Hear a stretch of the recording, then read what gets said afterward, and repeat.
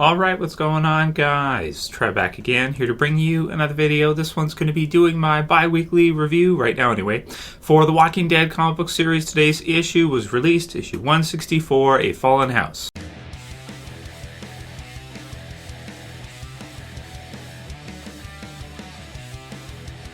And spoiler warning as usual, if you guys have not read issue 164 yet, you're going to want to read it before you watch this review. So, very cool stuff, getting another issue of The Walking Dead in only 2 weeks. So, bi-weekly right now. Issue 165 will also be released 2 weeks from now, but then it will go back to regular schedule with 166, which will be in April. So, like a month, back to monthly, release dates. So, pretty cool stuff. Issue 163 being a huge issue, being the cheap issue, where you could get it for, I believe it was about a quarter. Pretty much free, probably just the cost of what it costs for them to produce it, which is really cool for the Image 25-year anniversary. So, following after that one and the events of the Whisperer War, if you guys are not caught up with it, just to kind of recap what's been going on before we get into the specifics of this issue, we see the end of the Whisperer War, and we have Beta and the others that lead their Walker army towards Alexandria. We have Alexandria's gates that go down and the zombies that flood into Alexandria. So the cover for this one's really cool. I remember when we got it, I did a video on it. A lot of us were really stoked to read the issue because the cover's just sweet. You've got Maggie, Herschel, and either Carl or Dante. Most people read it as Carl on the cover. And they're looking down and they can see Alexandria just full of walkers, so just full of like thousands of zombies just flooding in, having filled the entire thing like water and like water draining into something, a path of least resistance. Same kind of concept for this huge zombie herd just filling into Alexandria. So pretty exciting issue based on the cover. This is a pretty impressive cover, to be honest. The issue itself is still pretty good. You don't have too much in the way of action in this one because mainly what we have happening is we have the characters that are inside of Alexandria, including Negan and Rick and some of the others as well too. Sadiq and some of the others are hiding inside of the houses, similar in fashion to No Way Out, but not the same. In a good way. Similar but not the same. So you have them. They're kind of hiding inside, and we have Negan, who saved Rick a couple times here. Rick, of course, his body is kind of thrashed. He's not much use in terms of out in the field and fighting and even killing zombies. His leg and everything, his body is not holding up that well over the years in the zombie apocalypse. But we see Negan kind of save him again as Negan runs into one of the houses to prep it for Rick kind of getting there. And there's a cool scene in one of the pages where you have Negan, he's at the door, and he's kind of deciding, okay, should I let Rick in or not? And, Rick is kind of thinking, don't lock me out, I'm dead.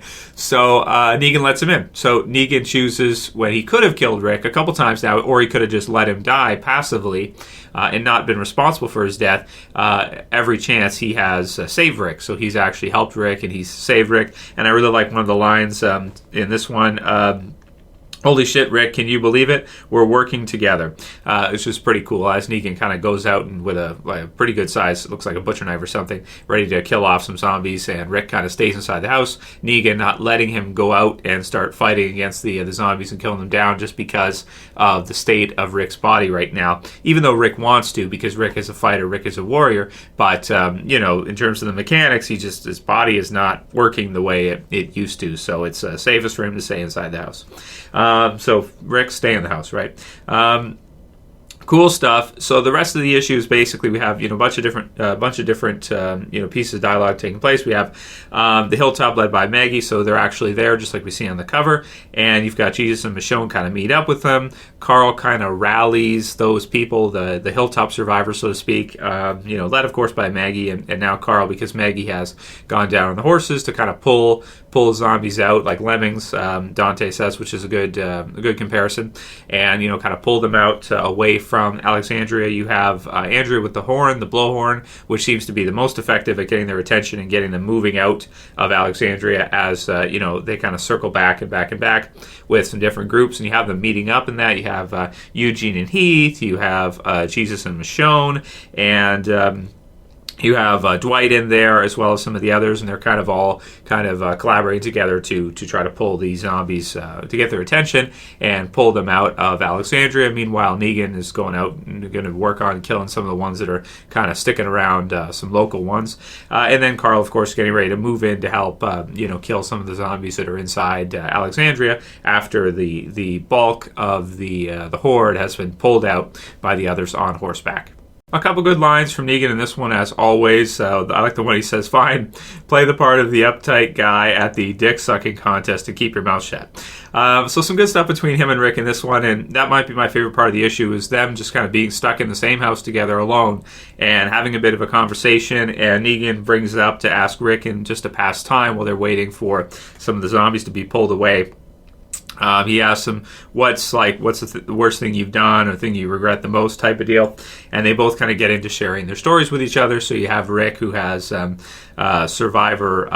survivor guilt, it's called. So survivor guilt is basically when you have somebody who goes through a very traumatic experience, let's say war or something like that. That's a good example. Let's say you had World War II or something. You have a group of guys that go into battle, let's say in World War II, and only one of them survives. So all the rest of their comrades are killed off. That person can get survivor guilt, which is where they question, okay, why am I still alive? Meanwhile, all these other people who I was very close to, or either my brothers in arms, so to speak, were killed.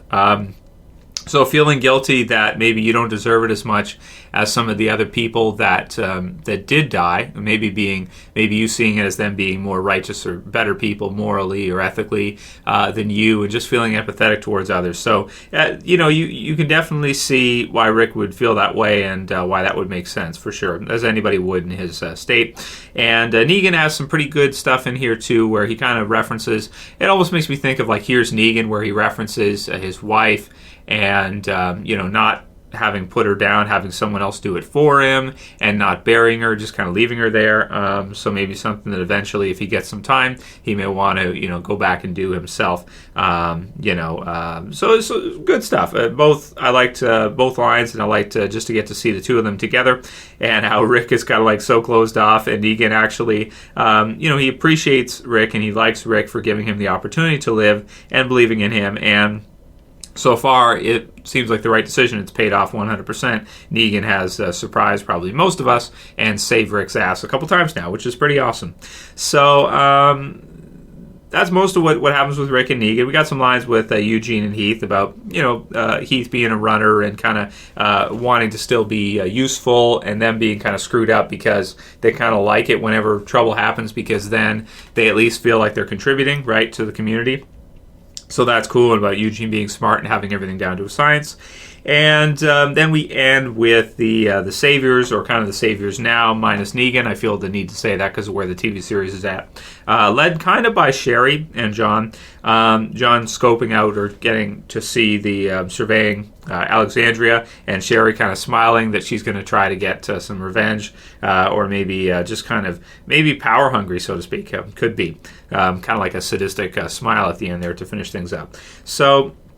And then we had Carl calling his group, getting them ready to go in and defend Alexandria. So good end to the issue. Excited to see what happens when the Saviors kind of go in there. Of course, Rick and the others have been dealing with the herd, and it's kind of like perfect opportunity for them to go in. So we'll see if Dwight and the others that are on horseback are able to kind of see them. If Carl kind of comes in, and if they actually get trapped, because what might happen is if they go in and then Carl and the others come around, unless Carl and the others come around earlier, then whoever, it's kind of like if they go into Alexandria, it's kind of like they might get trapped, when the others come in around the back. So we'll see how it all happens in 165 and 166. It's still pretty exciting, as The Walking Dead always is. I think the Whisperer War has been really exciting part of The Walking Dead, with 163 being also very exciting, and this kind of being back to the normal regular. But it's a 2-week release, so that's pretty awesome to see, and I'm excited, of course, for 165 in a couple weeks as well. So pretty solid issue. I'm going to give it an 8.6 out of 10. I think it's good. I really like the stuff with Rick and Negan, as usual, and I really like what has happened with Negan and Kirkman decided deciding to, keep Negan alive rather than killing him off earlier, and also kind of give him some redemption, redeem him a little bit, and show that the Savior's really hard to control, and now that Negan's not there and Dwight's not there, they're quick to turn against everybody, and Sherry to kind of take the lead there as far as we can tell. So, really good stuff. The stuff with the herd was exciting, and it wasn't, it was good because one of the complaints, or at least I had, was that it felt a bit like No Way Out. And getting to read this issue now, I would have to say it doesn't feel at all like No Way Out after seeing, this part. Very different from No Way Out, which is good. I mean, still same kind of circumstances, but the group being at a point now where they know how to deal with it better, and they know how to kind of lure them out and how to best deal with, like Eugene said, like down to a science, how to best deal with huge amounts of zombies, easy to control.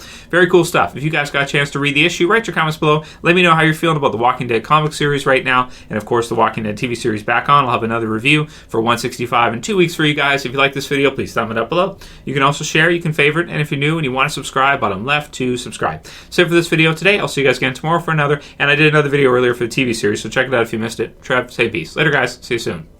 You better subscribe.